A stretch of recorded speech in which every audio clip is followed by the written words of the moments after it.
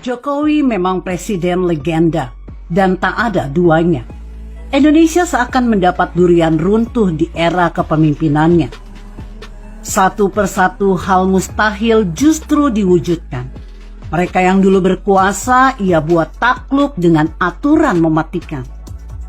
Salah satunya permintaan pembangunan smelter yang selalu menuai keberatan dari pihak perusahaan tambang. Kini bidikannya ke Freeport mulai membuahkan hasil. Beritanya akan ada 1,7 ton cadangan mineral yang diolah DNA setara 600.000 truk.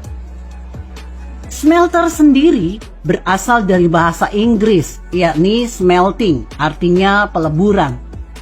Dalam artian luas, smelter berarti fasilitas peleburan tambang yang kemudian diolah menjadi mineral murni yang memiliki nilai tambah tinggi. Sejak tahun kemarin, Jokowi telah melarang ekspor nikel mentah di Eropa karena yakin kita bisa mengolah di negeri sendiri. Hal ini diwujudkan dengan kerjasama RI dan Cina untuk pengolahan nikel di Sulawesi dan kini disusul PT Freeport. Hal yang sebelumnya dinilai mustahil karena nilai investasi smelter yang sangat besar. Seperti diberitakan detik.com, Ketua Asosiasi Pertambangan Indonesia, Martiono Hadiato mengatakan, di antara 5 komoditi yang sudah dilakukan kajian, pasir besi kesimpulannya ekonomis. Nikel dan alumina layak secara ekonomi, tapi butuh 2 syarat. Sedangkan timbal, seng, dan tembaga tidak. Besi untuk dijadikan spong iron. Dibutuhkan dana investasi untuk membangun pabrik smelternya sebesar 132 miliar US dollar. Sedangkan besi dijadikan pink iron dibutuhkan investasi sebesar 165 miliar US dollar, ucapnya.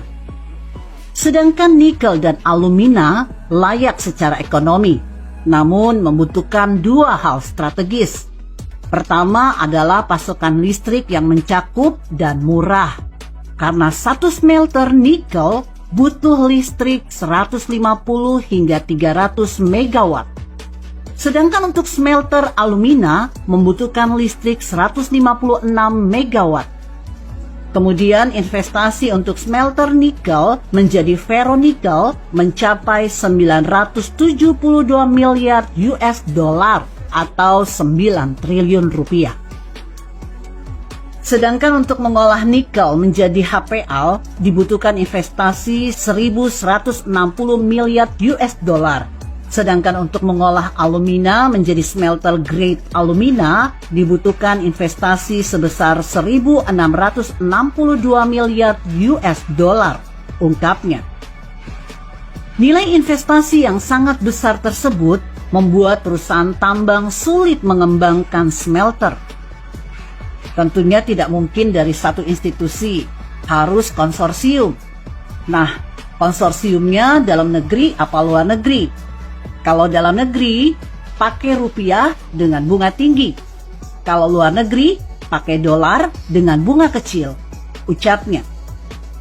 Apalagi faktanya dari beberapa informasi, belum ada satupun investor smelter yang bisa selesaikan pembangunan pabriknya pada 2014. Kalaupun mengandalkan smelter di Gresik, mereka harus tambah kapasitas hingga 600.000 ton dan itu membutuhkan dana investasi sebesar 3,6 US dollar hingga 6 miliar US dollar, tegasnya.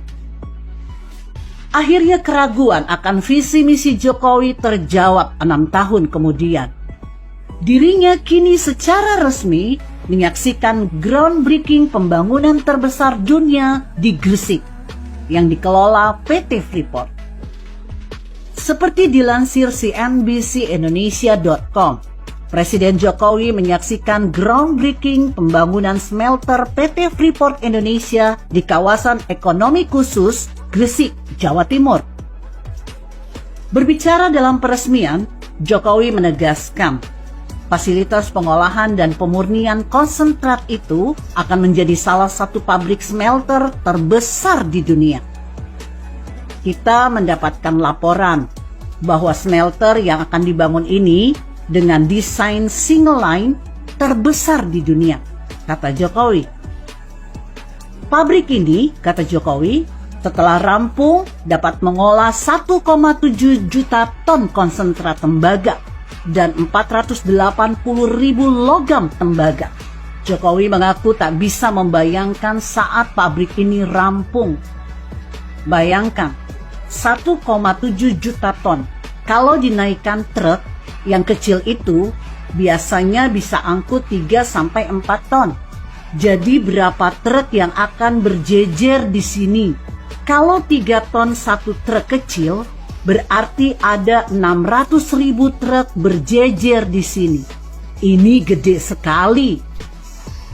Kerennya lagi, tidak hanya tembaga yang bisa dihasilkan oleh smelter, tapi juga puluhan juta ton emas yang nilainya sekitar 30 triliun.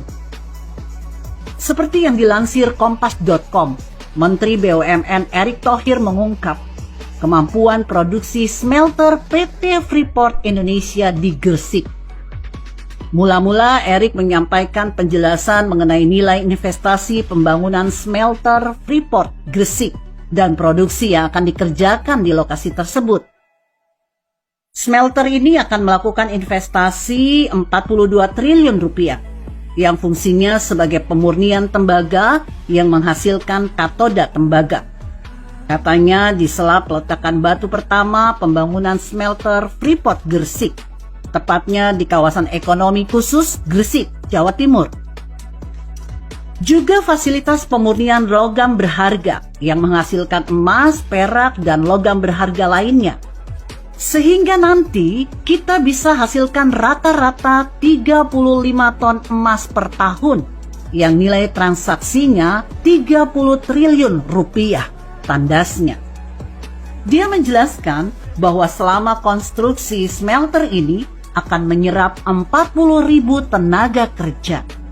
Tenaga kerja tersebut bakal diprioritaskan bagi pekerja asal Jawa Timur. Akhirnya kita tahu, Jokowi laksana malaikat yang diturunkan Tuhan untuk membenahi Indonesia. Negara yang dulu terkenal sebagai sarang koruptor dan dinilai mustahil untuk maju, nyatanya malah bikin seluruh dunia gempar. Tentu karena kemajuan pesat dan berita positif yang dibawa, bukan sebaliknya. Hanya manusia-manusia yang berhati kotor yang terus memfitnah dan mencaci maki Jokowi karena suatu hal, tapi tutup mata akan semua usahanya. Semoga saja akan ada penerusnya yang juga mewarisi kerja keras dan visioner seorang Jokowi. Dirinya telah membuktikan bahwa tak perlu takut melangkah selagi tujuannya untuk memajukan rakyatnya. Begitulah pura-pura. Artikel ini ditulis Niha Alif di siwot.com. Jika Anda berpendapat lain, berikan komentar Anda di kolom komentar. Saya Emma